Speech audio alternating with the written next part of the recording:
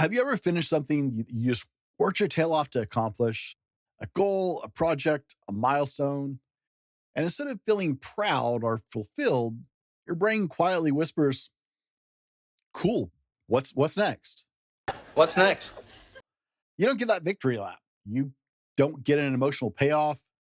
You just get this low grade pressure to start climbing that next mountain. Well, it's not actually that uncommon. See, a lot of men mistake that feeling for failure. Some even think that maybe it's ingratitude or that it means there's broken. There's something that they're broken. There's something wrong with them or something like that. But the truth is, a man's hunger for more is not a defect. It's actually part of your design. But if you don't know how that hunger works, it can and probably will eventually work against you. Today, we're going to break this open from neuroscience, from stoicism, from scripture, and talk about the gift and the danger of being a man who never truly feels satisfied or completed. The term never sate is coined by Brian Alshu, that you might know on YouTube, to talk about never being satiated. By the end of this episode, you'll understand why your hunger for more exists biologically, psychologically, and spiritually, and how to use it for the purpose that it's intended for instead of for pressure. Let's do this. The Driven to Thrive broadcast, purpose, growth, and lasting impact for men. Helping men go from living to thriving, purpose-filled, intentional lives. Welcome to the Driven to Thrive broadcast, where men learn to lead themselves, their families, and the world with purpose, growth, and lasting impact. I'm your host, Brent Dallin, and today we're getting into the topic that every ambitious man feels that actually rarely talks about. And right off the bat, I want you to understand you're not broken for wanting more. You're broken when you let that hunger tell you you're not enough. And understanding that distinction will actually change your life. You see, your brain loves the chase more than a finish line. That's what's driving all this, is your brain. Most men don't understand dopamine is a motivational chemical. It doesn't show up when you hit the goal. It shows up when you're chasing the goal, when you feel like you're getting close, when you're stuck, when you're in pursuit. Your brain's designed to reward the pursuit more than the completion, actually. So yeah, of course you feel a little restless after a win. Your brain is literally pushing you to the next thing before you even had time to enjoy whatever you just did. Now, on the positive side, you're biologically wired for forward motion. That's a good thing. That drive is what builds businesses, marriages, legacies, personal growth. You're built for pursuit. You're built to grow. You're built to climb. It is what has driven mankind to conquer the world. The downside, if you don't understand this wiring, you'll actually misinterpret that restlessness as a sign that there's something wrong with you. The Stoics had a good handle on this. Desire is a wild animal. You train it or it trains you. That's a quote. Scripture frames it differently, but it says the same truth. God set eternity in the hearts of men. If you don't speak Bible, that translates to you're created with a longing that nothing in this world fully satisfies. Your hunger is not the problem. It's thinking that the hunger means you're failing that gets you into trouble. So try this. Name it before moving on, right? Today, not tomorrow. Today, take 60 seconds after a small win and say, that counts. I did it. I'm giving myself credit before I move on. This single practice will actually help your brain close that loop instead of staying in permanent pursuit mode. So if the brain's wired for pursuit, then the real question is this: what happens when pursuit stops being purpose and starts being pressure? Well, we're going to go there next, but before we move on, let's get real for a minute and talk about the sponsors of our show, because sleep is one of the most underrated performance enhancers in a man's life. And it's really critical in this pursuit as you go through. Our sponsors over at My Pillow understand that if you're a driven guy, if your mind runs hot and you need to crash hard at night, a great pillow's not optional. It's a tool. It's critical. It helps you be able to pursue those things you're after. And so that's one of the reasons that I align with My Pillow and we keep them around as sponsors of the show because My Pillow understands that sleep is critical to ambitious men. They understand that sleep is critical to you showing up as your best self. And legit, my life has gotten better sleeping on My Pillow products. I use them every single night. They made a huge difference in my rest and recovery, both professionally, personally, as a person who is in pursuit of bigger things in my life. And hey, I like to work out and crashing on clean My Pillow sheets and laying my head on my Pillow pillow makes a huge difference in my physical recovery as well as my mental and emotional recovery. So here's the deal. Go to mypillow.com and use promo code THRIVE or call 800-794-5834 and use the code THRIVE there as well. And you'll get huge discounts, sometimes all the way up to 80% off. Again, that's mypillow.com, promo code THRIVE, or call 1-800-794-5834. Take your sleep seriously because it powers everything else you do in your life. Your pursuits, your relationships, everything. All right, back to the show. The moment your hunger becomes a substitute for your worth, you're not growing anymore, you're running. This one truth can save you years of burnout, guys. When hunger turns into self-punishment, it's a problem. That's the real danger. When that drive to grow becomes a scoreboard for your identity. A lot of men aren't chasing goals, they're chasing reassurance. They don't want the accomplishment, they want the feeling of being enough. And I'm using air quotes there, guys, because you're already enough. That's a bottomless pit. When you chase improvement, not because you want to grow, but because you're terrified of what it means if you stop. Men with old wounds, father wounds, daddy issues, whatever you want to call them, spiritual wounds, often don't chase goals, they chase labels. They're chasing being enough. They're chasing being capable, being impressive, being worthy. Well, psychology calls that maladaptive striving, when you're starting to chase improvement to escape insecurity. The Stoics actually talked about this as well. You suffer not because of your circumstances, but because of your interpretation of them. It's not the growth that's hurting you, it's the story you attach to growing or not growing fast enough that's actually causing problems. Scripture shows us Jesus refusing this exact temptation. When he's tempted in the wilderness, if you're the Son of God, do this, right? Prove it. That's the short version of that scripture. If you're the Son of God, prove it. Uh, but it's a whole long story. You should check it out. It's pretty cool. But Jesus doesn't bite. He has a good answer every time because Jesus understood people aren't about performance-based identity. And he wasn't either. He taught that value doesn't come from performance-based identity. It comes from who you are as a child of God. A man who doesn't know who he is will use achievement as an anesthesia. When you're living like that, something else always breaks. So try this if you're struggling with performance based achievement or identity as opposed to actually just trying to grow. Ask this 5-second question. Before taking on a new project, task, or goal, ask yourself this: am I doing this to grow, or am I doing this to feel like I'm enough? Now, you got to be honest with yourself here. It's not going to work. Am I doing this to grow, or am I doing this to feel like I'm enough? If your stomach tightens up, guys, you know the answer, and it's not the one you want to go with. You don't have to stop the project. You just don't let it become the validation for who you are. So if hunger's not the problem, it's when the hunger tries to heal a wound that only truth can touch.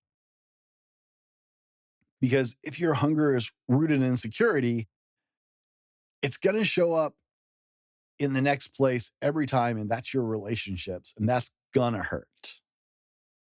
There's a relational cost to unchecked drive. I recently was on a show talking about this very concept of never satisfied. And that was one of the things that he asked me about was what happens when he goes to the negative side? Well, here's one of the places that men get blindsided because a lot of people are like, wait, unsatisfied. There can be a lot of value in never being satisfied, but there can be a severe cost if you aren't paying attention and are doing it for the wrong reasons or are not keeping it in a healthy way. Men who are never satisfied often become men who are never actually present. When you're always chasing that next level, that next project, that next promotion, the next number, fill in the blank, whatever you're chasing, your family starts getting what's left of you, not the best of you. Your wife may get your physical presence, but not your attention or your emotional connection. Your kids may get your physical presence, but not your engagement with them. That's problematic, right? That's not the relationship you want. You wouldn't be on this channel if that's what you're into. Well, neuroscience explains this. Constant pursuit mode keeps your brain locked into task thinking. You literally start to lose the ability to emotionally attune. If you're struggling with this, your wife feels it, your kids feel it, you feel it. And a lot of times you just brush it off as being tired. Seneca said, he who is everywhere is nowhere. That's the dad at the ball game refreshing his email instead of watching his kid at night. Scripture hit this one even harder, though. What does it profit a man to gain the world but to lose his soul? Well, let's fill in the blank. What does it profit a man to gain the world but lose his soul or lose his home or his relationship with his kids or his marriage or his presence? Your drive can elevate your family's life, but it can also pull you away from them emotionally because you're always mentally onto the next thing.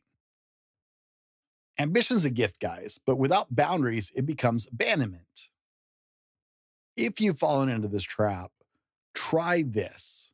Give your family 10 minutes of unguarded time. Now, I know there are people right now saying, well, that's not a lot. And you're right, that's not a lot, but it's a place to start. Tonight, give your wife or your kids 10 minutes of undivided, no phone, no multitasking presence. If your time is wrapped up so tight, set a timer. I actually have spots on my calendar for my family to make sure because I know I get busy. I fall into this a lot. But 10 minutes well done does more than 2 hours done halfway. You'd be shocked how grounding it feels. So give it a try. Start with 10 minutes. I encourage you to work up from there. But if you are struggling in this area, here's a place to start.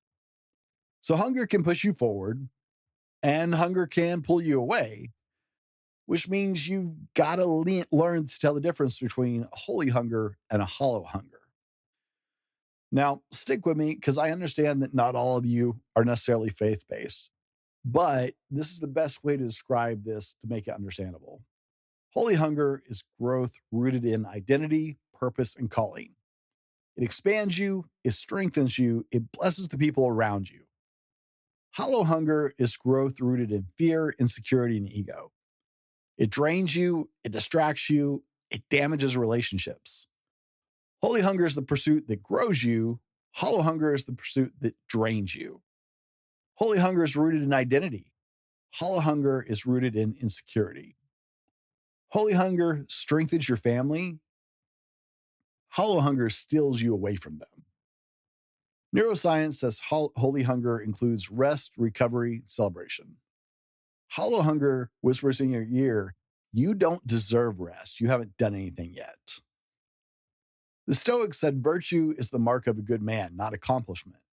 Pursuing what makes you good, not just what makes you impressive, because we fall into that trap frequently in our never satisfied state, trying to always grow. So understand that if it's trying to take you away, if it's separating you, that's hollow hunger. you've gotten mixed up somewhere along the way. The Bible basically said it even sharper. Holy hunger builds character, hollow hunger builds ego. Scripture calls it a calling, growth rooted in identity, not insecurity. When your growth blesses others, it's holy. When it costs others, it's hollow. Maybe even easier to understand that way. So try this one. Define the win for the season. Ask yourself, what matters the most in this season of my life? Not 5 years from now, not in theory, not the internet's version. This season, right now, write down one thing, then let your hunger aim at that and not everything else, because that hollow hunger will keep you scrambling for more, more, more, more, because it will never actually fill the gaps that's keeping you moving. Once you know what you're aiming at, you can actually live in that sweet spot, hungry, driven, grounded, and content. The man who's content and hungry, yeah, yeah, that's where we want to be. And that's where we're going. This is where men thrive. Content doesn't mean passive, it doesn't mean complacent, it doesn't mean you stop growing. Content means your soul can rest while your hands are still at work. Neuroscience says men who celebrate wins build healthier dopamine cycles. If you've been on my show before, you know that dopamine can really, really screw you up. It can really shortchange you. And we get stuck in this unhealthy dopamine cycle of instant gratification. We mistake this because we're not feeling that growth. We're not achieving. And so we start finding substitutes, right? We scroll through social media. That's feeding those dopamine needs. But celebrating wins creates a healthy dopamine cycle. The Stoics say discipline equals freedom. No, Jocko Willink did not make that up on his own.